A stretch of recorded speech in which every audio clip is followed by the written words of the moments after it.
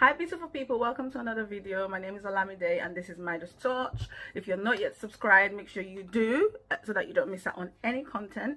Today I'm going to speak on daddy issues.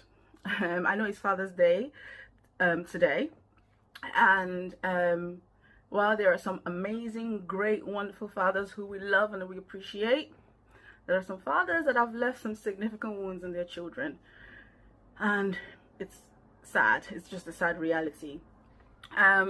So today I'm going to speak on how your father wounds, your daddy issues, is showing up in your life as an adult. On the next video I'm going to speak on how you can heal from it, but this video I'm just going to point out the ways in which your father wounds are basically, you have daddy issues and everybody can tell. Okay, so you know, our parents are, I always say, our parents are like basically our God on earth. And what I mean by that is, you're born into this world, your parents clothe you, they feed you, they put a roof over your head. It's their job to keep you safe. I mean, we know that God oversees everything, but he's not going to come down and do it himself, right? So there are humans in place to play different roles in this life, and your parents are a key player in your life. In fact, I would argue the most significant people in your life. You know, your parents, not only are they responsible for your well-being, like your physical and to meet your basic needs, they're also responsible for your emotional and mental well-being. Unfortunately, not a lot of parents realize this. A lot of times, our parents are also wounded by their own parents or by their own life journeys or things that they've experienced that they can't show up for us. Even from when we're a little bitty baby, they start creating wounds that have a long effect on our lives. Our mother is, to be honest, when I say our parents are our God on earth, our mother much more so, right? But our father is a close second. We are literally made by both of them, the sperm and the egg. So we are formed with their body fluids, their body parts.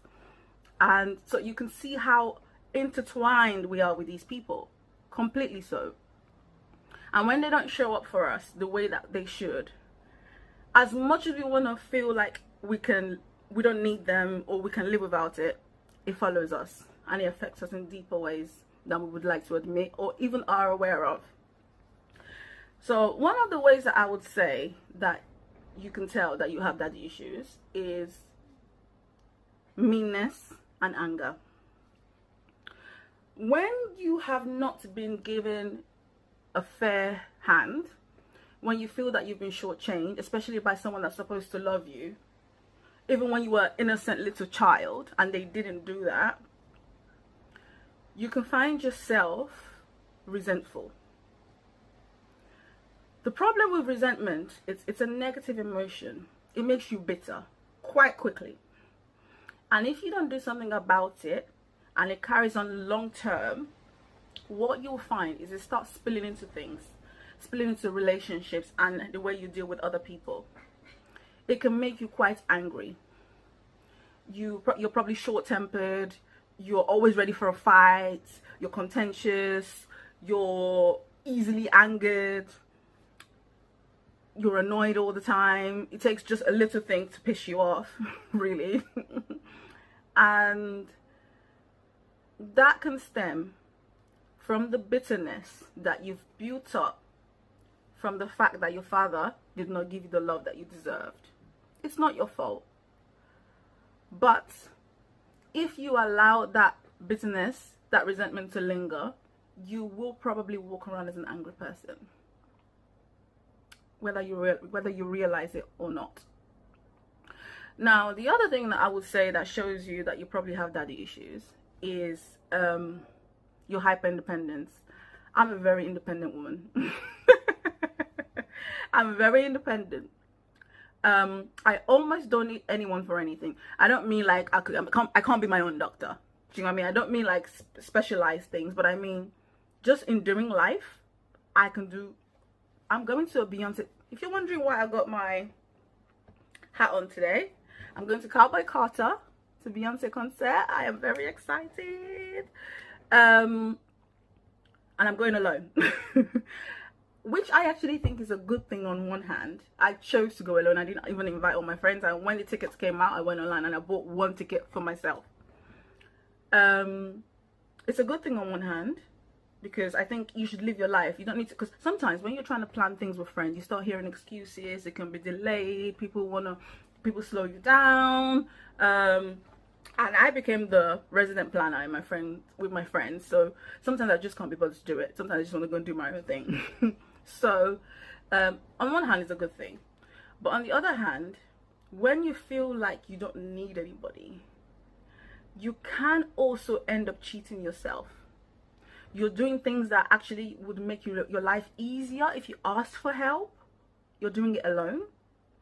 You're doing things that would be more fun. Because you could argue that me going to Beyonce with my friends instead of by myself could be a better, more fun experience, right? And sometimes, so you kind of cheat yourself because you want to show yourself, or you are so used to doing things yourself that you don't need anybody, and it just doesn't, you don't get the best results when you're hyper independent. I think it's important to allow people to help you. There is strength in needing other people. We were not sent here by God to live alone. Otherwise, it would just made one human. It would have left Adam, right? So we're all here to help each other. So your daddy issues can lead to you being hyper independent, where you do everything alone. You don't need anybody. You can exist by yourself. It's not healthy. And that also leads into, with my ladies, masculine energy. I think, well, I would say everyone, both male and female, both need some masculine energy and some feminine energy, right? As a woman, you probably want to lean into your feminine energy more than you do your masculine. And as a man, you want to lean into your masculine energy more than you do your feminine. But we need both. When you have daddy issues, you are always, most of the time, if not always, you are operating from your masculine energy. This can be very off-putting, especially when it comes to romantic relationships, because you don't allow men to be men. You don't allow the men to be men. You basically are the man in the relationship. And you often find when you always operate from a masculine energy, I can bet you, because I have been there, you never have healthy relationships with men. Your romantic relationships are always toxic because you're playing a role that actually wasn't designed to be yours. Your daddy issues will not allow you to just sit in your feminine. Do you even know, like, when you're in your feminine? Do you even know what that looks like? Have you lived your life, your whole life, in your masculine? So I think a way that you can tell that your daddy issues are really ruining your life, giving you a hard time, is when you're always operating from the masculine. Another way that you can tell that you have serious daddy issues is your self-esteem. Low self-esteem specifically. This is really not your fault. None of this is your fault, but especially this one. When the first man, as I'm speaking to the ladies now, the first man that was supposed to show you love did not do that. How are you supposed to know that anyone is going to love you or that you're worthy of love? The one person, like I said earlier, whose body parts, when I say body parts, I actually mean sperm, created you, was part of creating you, couldn't even come through in loving you, showing you that you matter. Why would you believe that you matter to anyone else? Your subconscious has been tailored to believe that you don't matter. Yes, that's why you have low self-esteem. And low self-esteem is so bad because it shows up in every area of your life, in your friendships, in your job, in your career, in your health, in the things that you do, in the choices that you make. It shows up in every area. One sign, I'm not going to go too deep into this, but one sign that you can tell that you have low self-esteem is people pleasing, which is tied into each other. You feel that unless you do what you need to offer people something for them to love you, unless you do what they want you to do, you're not lovable, because your subconscious is now programmed to let you know you're not lovable. Nobody really wants you, so you need to prove your worth to people. So sometimes you will do things for people in order to gain love at your own detriment. It's sad, but that's the reality. And when you have low self-esteem, you find that you don't expect much for your life. As much as you might go around. See, listen, the way someone looks does not always show or reflect their self-esteem. There are very beautiful girls that look good aesthetically, but inside they are broken. Their self-esteem is low, which is why you will notice that these women allow men to treat them poorly. They accept less than what you would expect from someone that looks like them, right? And you find that when you have low self-esteem, your standards are just generally low.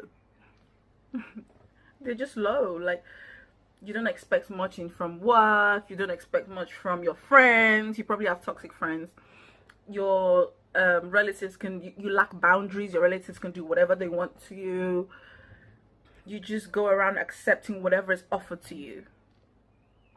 And a lot of this is subconscious. You might not be aware of it. You might think that you're putting your best foot forward, but your best is the bare minimum. What the best looks like to you, because your father didn't love you, is the bare minimum. Okay? So when you start to notice these things, all it means is that because your father did not pour into you the way he should have. Some women are baby mamas today. I'm not condemning baby mamas.